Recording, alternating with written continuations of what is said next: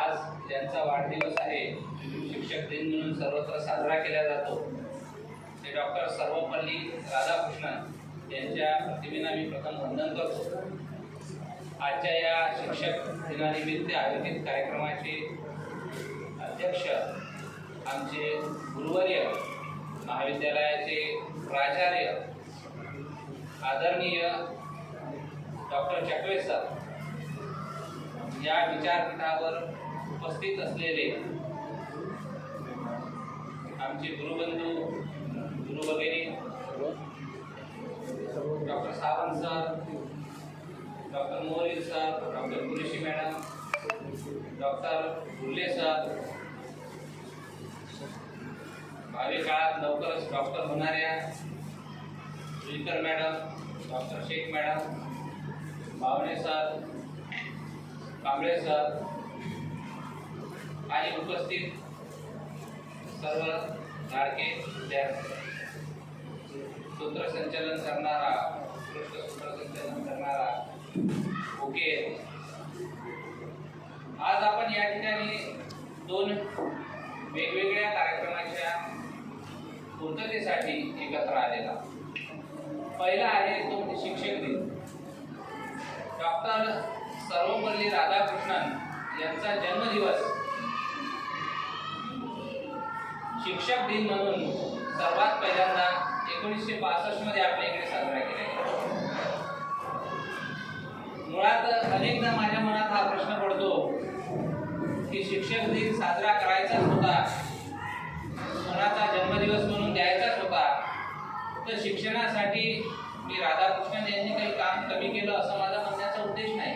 शिक्षणासाठी सगळ्यात मोठं कार्य जे केलेलं आहे ते मग महात्मा ज्योतिबा फुले असेल, सावित्रीबाई फुले असेल, दलित वर्गातील, बहुजन वर्गातील आर्थिकदृष्ट्या कमकुवत असणाऱ्या विद्यार्थ्याला सगळ्यात पहिल्यांदा जर स्कॉलरशिप सुरू केली असेल आणि शिक्षणाकडे ओढलं असेल, असे राजश्री शाहू महाराज असेल, शिका, संघटित व्हा आणि संघर्ष करा हा संदेश देणारे डॉक्टर बाबासाहेब आंबेडकर असेल, अशा अनेक लोकांच्या जन्मदिवसाच्या निमित्तानं शिक्षक दिन साजरा करता आला असता. त्याच्याही पेक्षा अलीकडच्या काळातले पाहिजे असेल तर डॉक्टर पंजाबराव देशमुख असेल, नाही तुम्हाला जुने चालत, किंवा कर्मवीर भाऊराव पाटील असेल, अशा कोणाच्याही नावानं तुम्हाला करता आला असता. आपण शासनानं निर्देश काढला, त्यावर आपली टीका टिप्पणी करणे हा उद्देश नव्हे. आणि मुळात म्हणजे 1965 ला जर पहिल्यांदा शिक्षक दिन साजरा केला गेला असेल तर त्यावेळेस काँग्रेसचंच बहुजन विचारसरणीचं सरकार होतं. असो, तो भाग नाही. राधाकृष्णन यांचेही कार्य मोलाचं आहे, ते आपल्याला नाकारता येणार नाही. शिक्षक दिन हा असा एक दिवस आहे ज्या दिवशी आपण आपल्याला आपल्या आयुष्यात आलेल्या शिक्षकांच्या प्रती कृतज्ञता व्यक्त करतो. शिक्षक हा आपल्याला आपल्या जीवनाचा मार्ग दाखवणारा, आपल्या जीवनाला घडवणारा शिल्पकार आहे. प्रत्येकाच्या आयुष्यात कोणी ना कोणी शिक्षक असतो, मग तो शाळेतलाच शिक्षक असेल असा नाही. त्याचे आई वडीलही त्याला मार्ग दाखवतात, तेही त्याचे आदर्श शिक्षक. प्रत्येक व्यक्तीच्या आयुष्यात असा कोणी ना कोणी एक व्यक्ती असतो ज्याला तो आदर्श मानतो, त्याच्याप्रमाणे घडण्याचा प्रयत्न करतो, त्याचे विचार त्याला पटायला लागतात. आणि मग एखाद्या वेळेस त्याला विचारलं गेलं की अरे बाबा तुला एक मार्ग कोणी सुचवला, किंवा तो कोणाला आदर्श मानतो, तर मग तो त्याच्या शिक्षकाचा, मग आई वडील असेल, घरातली कोणी मोठी मंडळी असेल, किंवा त्याला शिकवणारी त्याचं नाव. आपण जे काही घरातून बाहेर पडल्यापासून, शाळेत दाखल होण्यापासून तर नंतर मग पुढचं भविष्य जे आहे आपलं, आयुष्य जे आहे आपलं, ते सगळं असं कुठेतरी मार्गदर्शकाच्या मार्गदर्शनाखाली. काही लोक शिक्षकाला आदर्श मानतात, काही लोक वर्गात शिट्ट्याही वाजवतात शिक्षक दिनासाठी. तो आपला उद्देश नाही. फक्त आपल्याला एवढं या बाबी कळायला पाहिजे. काही लोक असे आहे, काही विद्यार्थी असे आहे की शिक्षक समोरून जात असताना ज्या काही अभद्र पद्धतीने बोलतात ते ऐकून आम्हाला लाज वाटते की आम्ही यांचे शिक्षक आहे हे सांगण्याची. कुठंतरी हा बदल झाला पाहिजे. किमान एवढी तरी प्रत्येक शिक्षकाची अपेक्षा असते की विद्यार्थ्यांनी शिक्षक आल्यानंतर नका तुम्ही त्याला पूर्ण मान सन्मान देऊ, कमीत कमी तो आपला शिक्षक आहे एवढी तरी जाणीव त्याला कॅन्टीन मध्ये आम्ही पाहतो मुलींसाठी वेगळा कक्ष दिलेला आहे, मुलांसाठी वेगळा कक्ष दिलेला आहे, तरीही मुलं मुली एकत्र बसतात. ज्या पद्धतीनं बसतात तेही पाहण्यालायक नसते. आपल्या व्यतिरिक्त महाविद्यालयात अनेक लोक येतात. एखादी मुलगी जर तिथं बसून असेल आणि तिच्या जवळचा आजूबाजूचा व्यक्ती जर कुठे येऊन पाहून गेला तर तो काय अर्थ काढेल त्याचा?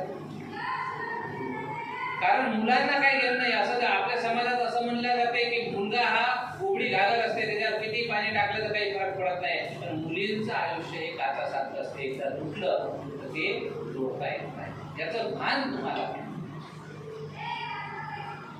आम्हाला लाज वाटते कारण ही भावी पिढी, पुरुष पिढी आमची काय करेल हे सांगताय. सगळे मोबाईल मध्ये गुंतलेले राहतात कॅन्टीन वर बसून. शिक्षक दिनानिमित्त मी अधिक दुसरा विषय न घेता हा विषय याच्यासाठी घेऊन राहिलो की शिक्षक काय आहे हे तरी याचा तरी भान राखत. तुम्ही कसे घडले, काही घडले तर आमच्या पगारात फरक पडत नाही, पण कुठेतरी मनाला वेदना येते की आपण ज्याला घडवून राहिलो तो घडण्याच्या मानसिकतेतच नाही. कित्येक मी कॅम्पस मध्ये फिरताना पाहतो की आम्हाला लाज वाटते, आम्हाला नजरा खाली घालावं लागते. या अवस्थेत मुलं मुली चिपटून बसलेले असतात. कोणाला म्हणायला गेलं तर हा माझा भाऊ आहे, ही माझी बहीण आहे. बहीण भाऊ आहे तर मग इथंच कुठं प्रेम तुमचं उठू येते बहीण भावाचं? घरी जाऊन बसा ना, बोला ना गोष्टी झाल्या नाही एकमेकाच्या. सगळं काही बाहेरची खिचडी जी आहे ते कॅम्पस मध्येच आपण करायला पाहिजे का, शिजवायला पाहिजे का? याचं भान किमान या शिक्षक दिनानिमित्त तुम्ही ठेवाल.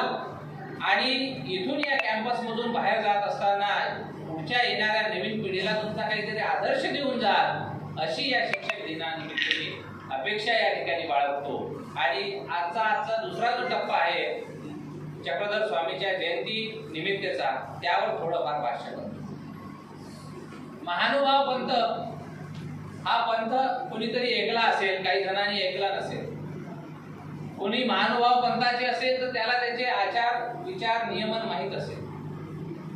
पण 12व्या शतकामध्ये वारकरी संप्रदाय उदयाच्या आधी महानुभाव पंथाची स्थापना महाराष्ट्रामध्ये झाली. आज तुम्हाला जर विचारलं गेलं की मराठीतला पहिला ग्रंथ कोणता, सगळ्याच्या मॅक्झिमम विद्यार्थ्याच्या तोंडून निघत ज्ञानेश्वरी. पण ज्ञानेश्वरीच्या आधी विवेक सिंधू हा ग्रंथ लिहिल्या गेल्या. त्याचबरोबर महानुभाव पंथातून जे गद्य लिखाण झालं ते मराठीतून झालेलं आहे. महानुभाव पंथानं पहिला मराठीतला गद्य ग्रंथ लीळाचरित्र माईम भटाने लिहून काढलेला. महानुभाव पंथाचे शिष्य, चक्रधरांचे शिष्य. म्हणजे ज्ञानेश्वरीच्या आधीचा काळ, वारकरी संप्रदायाचा आधीचा काळ हा महानुभाव पंथाचा. कारण कोणताही पंथ किंवा कोणतीही क्रांती जेव्हा निर्माण होते त्याला ती सामाजिक परिस्थिती तत्कालीन जबाबदार असते. त्या सामाजिक परिस्थितीमध्ये कुठेतरी काहीतरी वाईट कोणाला दिसते तो विरोध करायला लागतो. हा जो महानुभाव पंथ उदयाचा जो काळ आहे त्या काळामध्ये धार्मिक जीवन अतिशय बद्ध होतं, चाकोरीबद्ध. स्त्रियांना चूल आणि मूल याच्या व्यतिरिक्त काहीच अधिकार नव्हता. काहीच अधिकार नव्हता. धार्मिक बाबतीत स्त्री शून्य होती. ज्या काळात महानुभाव पंथ उदयास आला, याच्या आधीचा स्त्रीचा खूप उन्नतीचा काळ आहे, त्याच्यावर एखाद्या वेळेस आपण नंतर भाष्य करू. पण मी महानुभाव पंथाच्या संदर्भात बोलतो. स्त्रियांना कुठलाही अधिकार नव्हता. सगळे धार्मिक कार्य एका व्यवस्थेपुरते मर्यादित झालेले होते आणि ही परंपरेनं चालू आलेली पद्धत होती आणि ते सगळे अंगीकारत. अशा वातावरणामध्ये चक्रधरांनी महानुभाव पंथ स्थापन केला. ज्या महानुभाव पंथामध्ये स्त्रियांना धार्मिकतेची मुभा दिली गेली. हे पहिला त्या काळातला टप्पा. नंतर मग वारकरी संप्रदायात स्त्रिया वगैरे आल्या त्या गोष्टी निराळ्या. पण ज्या काळात स्त्रियांना कुठलाही अधिकार नव्हता त्या काळात स्त्रियांना या महानुभाव पंथांनी मोठा आधार दिले. आता हा जो महानुभाव पंथ आहे, हे जे चक्रधर आहे संस्थापक, तर या महानुभाव पंथामध्ये पंचकृष्ण मानण्याची पद्धत. पंचकृष्ण म्हणजे 5 कृष्ण. पहिला कृष्ण श्रीकृष्ण, दुसरा कृष्ण माहूरचे दत्तात्रय प्रभू, तिसरा प्रश्न पैठणचे चांगदेव राऊळ. चौथा प्रश्न अमरावतीच्या पुढे चांदूर बाजारच्या पुढे 5-6 किलोमीटर गेले तर रिद्दीपूर गाव आहे, त्या ठिकाणचे गोविंद प्रभू. आणि 5वा प्रश्न चक्रधर. या पंचकृष्णाची पूजा महानुभाव पंथात केली. या 5 व्यक्तींच्या भोवताल, त्यांच्या तत्वज्ञानाभोवताल हा महानुभाव पंथ विराजमान आहे. याच्यातले आता श्रीकृष्ण तुम्हाला माहित आहे, माहूरचे दत्तात्रय प्रभू माहित आहे. नंबर 3 आहे चांगदेव राऊळ. चांगदेव राऊळ हे पैठणला राहत असायचे. आता चक्रधराची उत्पत्ती कशी झाली तिकडे येऊ आपण. पैठणला राहत असायचे. पूर्वीपासून विरक्त प्रवृत्ती, कुटुंबात मन रमत नव्हतं. घरच्यांनी ठरवलं, आई वडिलांनी, की जर याचं लग्न करून दिलं तर कुठंतरी हे घरात गुंतत जरासं. पण यांचा लग्नाला विरोध होता. आई वडिलांनी ऐकलं नाही, लग्न करून दिलं. काही दिवस संसारात राहिले पण मन विरक्त होतं. नंतर आई वडील मरण पावले. आई वडील मरण पावते 13 दिवस होते न होते की पत्नीनं शरीर संबंधाची ओढ यांच्या मागे लागली. यांना राग आला की आई वडिलांना तेरवय नाही झालं आणि बायको आपली शरीर सुखासाठी हपापली. घर सोडलं आणि इतर लोकांसोबत जे माहूरला येऊन राहिले होते त्यांच्यासोबत माहूरला दत्तात्रयाच्या दर्शनाला गेले. माहूरच्या जंगलातून जात असताना अचानक वाघ एका जाळीतून बाहेर आला. बाजूचे लोक सरकून गेले. हे पाय दगडाला लागला, खाली पडले आणि त्या वाघानं त्यांच्या मस्तकावर पंजा ठेवला. असं म्हणतात की तो वाघ म्हणजे दत्तात्रय प्रभू. आजही तिथं अनेक आख्यायिका आहे की वाघ दत्तात्रयाला भेटायला येतो वगैरे. त्या मंदिरामध्ये आजही आख्यायिका आहे. तर हा जो पंजा यांच्या मस्तकावर ठेवला तिथून ज्ञानबोध या चांगदेव राऊळाला.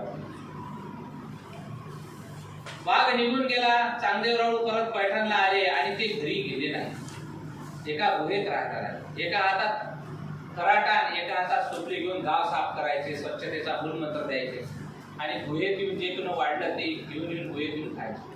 काही दिवस असेच निघून गेले. एक दिवस गोविंद प्रभूंना चांगदेव रावळाची ख्याती गोविंद प्रभू पर्यंत गेली रिद्दीपूरच्या. ते चांगदेव रावळाला भेटायला गेले. चांगदेव रावळ एका नदीच्या काठावर ध्यान करत होते. गोविंद प्रभू खाली वाकले. नेहमीप्रमाणे चांगदेव रावळानं आपला खराटा घेतला आणि त्यांच्या पाठीवर आपटला आणि सूप डोक्यावर ठेवलं. इथून गोविंद प्रभूला ज्ञानबोध प्राप्त झाला. गोविंद प्रभू रिद्दीपूरला आले आणि चांगदेव राऊळ गुहेत आपले वास्तव्य करणं आणि समाज कार्य करणं सुरू केले.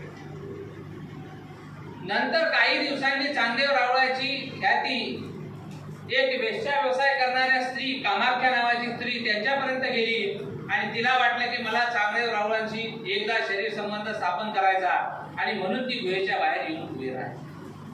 ती हट्ट करायला लागली की मला तुमच्यासोबत सहवास करायचा. चांगदेव राऊळ विविध विरक्त प्रवृत्तीचे माणूस. चांगदेव रावळानं बरेच दिवस वाट पाहिली. ती काही समोरून जायला तयार नाही. गेटच्या गुहेच्या समोरून जायला तयार नाही. शेवटी चांगदेव रावळांना आपला देह तिथंच त्यागला आणि त्यांचा आत्मा त्या गुहेतून बाहेर गेला. आता हा आत्मा त्याला पूरक असलेल्या शरीराचा शोध घ्यायला लागला. आणि ऐन याच वेळेस गुजरात मधील भडोच या गावी विशालदेव नावाचा एक प्रधान होता. त्याचा मुलगा होता हरपाळदेव. ऐन तरुण वयात या हरपाळदेवाचा मृत्यू झाला. त्याचं शरीर स्मशानभूमीत आणलं गेलं. इकडून चांगदेव रावळाचा आत्मा आला आणि ते त्या शरीरात घुसले. आता एखाद्या मेलेल्या माणसाच्या शरीरात आत्मा घुसला म्हणजे तो माणूस जिवंत झाला. ते शिडीवरच उठून बसतात. सगळे लोक घाबरून जातात. भूत लागलं का, भूत लागला, कसा काय जिवंत झाला. पण बापाला पूर्व जिवंत झाला याचा आनंद झाला. त्याला घरी घेऊन कोणताही आत्मा शरीरात प्रवेश करताना एकाएकी सर्व कार्य करत नाही. हळूहळू त्याला ते काम करावं. घरी लोक म्हणायला लागले बाकीचे की तुमच्या पोराला भूतगीत लागलं असं, लक्ष ठेवा. बरोबर. प्रधान आपल्या सुनेली येऊन विचारते का ग हरपाळ देवाच्या वागण्यामध्ये काही बदल आहे का. बायकोले विचारते पोराच्या वागण्यात बदल आहे का. ते नाही. त्यांच्या नेहमीच्या सवयी जुगार खेळणं, जरासं काही झालं तर गोपाळाची आण, गोपाळाची शपथ घेणं, ह्या त्यांच्या दशा पद्धती. एक दिवस मित्रासोबत हरपाळ देव जुगार खेळायला बसतात. आता शरीरात चांगदेव रावळाचा असला म्हणून जिंकत जातो आणि मग तो आत्मा शरीरातून लक्ष देणं बंद करते आणि हे हरायला लागतात. हळूहळू जिंकलेलं सर्व हरतात. मित्राकडून उधारी घेते, हरते. मग म्हणते आता नको कडे, आता मला घरी जायला हवं. मित्र म्हणते ते काही नाही, तू आमचे घेतलेले पैसे दे मग जा. तर हे लगेच म्हणते की गोपाळाचे आण, जोपर्यंत तुमचे पैसे देणार नाही तोपर्यंत अन्नाचा एक नाही घेणार. हा घरी येते, बायकोला म्हणते की तुझे दागिने दे, मी जुगारात ठरलेला आहो. ते तुमचं नेहमीच असं आहे, हे माझ्या मायाचे दागिने आहे, मी तुम्हाला देणार नाही. खोलीत तो बसून राहते. बायको जेवायला बोलावते, माय जेवायला बोलावते, जात नाही. विशाळदेव घरी येते, पोरगं जेवलं नाही त्याला कळते. ते जाऊन खोलीत जाऊन विचारते काय झालं मला सांग. ते म्हणते मी जुगारात ठरलो, मित्राचे पैसे जोपर्यंत देणार नाही तोपर्यंत गोपाळाची शपथ घेतली आहे मी. शेवटी विशाळदेव पैसे देऊन टाकते, जेवण खावण करते. पण तिथून आता ह्या शरीरातला आत्मा विरक्त वृत्ती हरपाळ देवाला येतात. हरपाळ देवाच्या मनात विचार येते की आपली बायको आपल्याला सोनं द्यायला तयार नाही, आपल्यापेक्षा जास्त सोनं दिलं प्रिय आहे.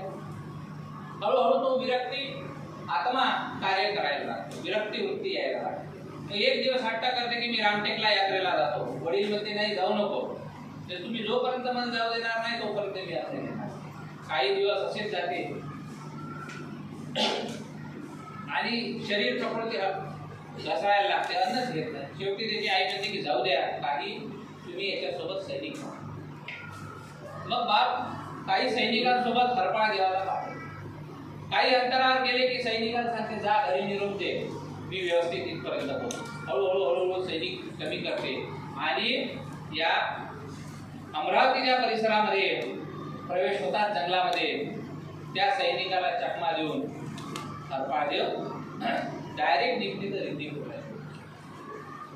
रिद्धिपूरला आधीच गोविंद प्रभूचं वास्तव्य होतं हे मी सांगितलं. चांगदेव रावळाचे शिष्य गोविंद प्रभू आहे हेही सांगितलं. बाजार भरलेला असते, बाजारातून जात असताना समोरून गोविंद प्रभू येते, हातात त्यांच्या भजे असते. समोरून येणाऱ्या हरपाळ देवाकडे पाहते, त्यांच्या लक्षात येते की हे याच्या शरीरात असणारा आत्मा हा आपल्या गुरुचा आहे. आपल्या हातातले भजे त्याच्या दिशेने फेकते. हरपाळ देवते जमा करतात आणि त्या भज्यातून ज्ञानबोध हरपाळ देवा. आणि त्यावेळेस गोविंद प्रभू म्हणते की आजपासून तू हरपाळ देव नाही, तू चक्रधर या नावानं. आता ज्यावेळेस हा आत्मा स्मशानभूमीत चक्रधराच्या हरपाळ देवाच्या शरीरात स्वीकारला, तिथूनच खऱ्या अर्थानं हे अवतार कार्य सुरू झालं. जसाही ज्ञानबोध होते, डोक्यावर हात ठेवला जाते, तसं हरपाळ देव जुनं सगळंच विसरून जाते. स्थित प्रज्ञासारखी त्यांची अवस्था होते, स्थिर होते. जंगलाईनं भटकायला अंगावरचे कपडे फाटते, पायात काटे रुतलेले असते, केस लहान झालेले असते. एखाद्या झाडात बाबुळीत केस अटकले की ते तिथंच उभं राहायचे. मग रस्त्यानं जाणारा कुणाला जर दिसलं ते केस काढून द्यायचे, तर हा भटक्या 12 वर्ष अशी जंगलातून त्यांची भटकंती. 12 वर्ष तपश्चर्या झाल्यानंतर, भटकंती झाल्यानंतर एका आदिवासी स्त्रीला किंवा जंगलात राहणाऱ्या स्त्रीला ते दिसतात. म्हातारीला ते त्याला घरी आणते, नखं वाढलेले असते, नखं कापून देते, केस व्यवस्थित करते, स्वच्छ करते आणि इथून मग चक्रधरांचा समाजातील वेगवेगळ्या व्यक्तीशी संपर्क यायला. इथून तर पैठणपर्यंत पोहोचेपर्यंत अनेक भागातून चक्रधर फिरले. ज्या भागातून चक्रधर फिरले त्या भागातील लोकांशी त्यांचा संपर्क आला. ज्या गावात ते जायचे त्या गावात त्यांचा चमत्कार लोकांच्या लक्षात आला की ते गाव सोडून पुढे निघाले. तर पैठणपर्यंत पोहोचेपर्यंत चक्रधरांची ही भटकंती आहे. आणि या कालावधीमध्ये चक्रधरांचा ज्याच्या संपर्क आला त्या व्यक्तीशी संपर्क करून चक्रधराची काय अनुभूती आली हे माईम भटांनी लिहून काढली आणि त्याच्यावर लीळा चरित्र हा चक्रधरांच्या जीवन चरित्रावर ग्रंथ लिहिला. हा ग्रंथ 3 काळात आहे. पूर्वार्ध म्हणजे चक्रधरची भटकंती येईपर्यंतचा काळ, उत्तरार्ध एकांक आहे. पहिला भाग एकांक आहे म्हणजे एकांक भटकत असताना पर्यंतचा काळ. त्याच्यानंतर पूर्वार्ध पैठणला आल्यापासून शिष्य परिवार गमन करण्यापासून तर मरेपर्यंतचा काळ हा पूर्वार्धात आहे. आणि मेल्यानंतर उत्तरापंथी गमन म्हणजे उत्तरार्ध असा तिसरा भाग आहे, एकांक, पूर्वार्ध आणि उत्तरार्ध.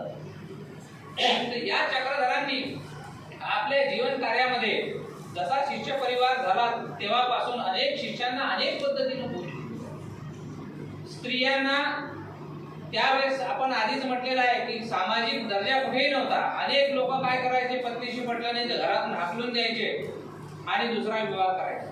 तर अशा ज्या स्त्रिया घरातून हाकलून दिलेल्या आहेत त्या घरांसाठी हक्काचं माहेरघर म्हणून गोविंद प्रभूंचं रिद्धिपूर पुढे प्रसिद्ध आहे. घरातून हाकलून दिलेली स्त्री सरळ त्या रिद्धिपूरला यायची. गोविंद प्रभू आमचे पिता आहे, आमचं पालन पोषण करतील म्हणून रिद्धिपूरला राहायची. एखादीचा नवरा मरण पावला, घरात कोणी करायला नाही, ती रिद्धिपूरला यायची.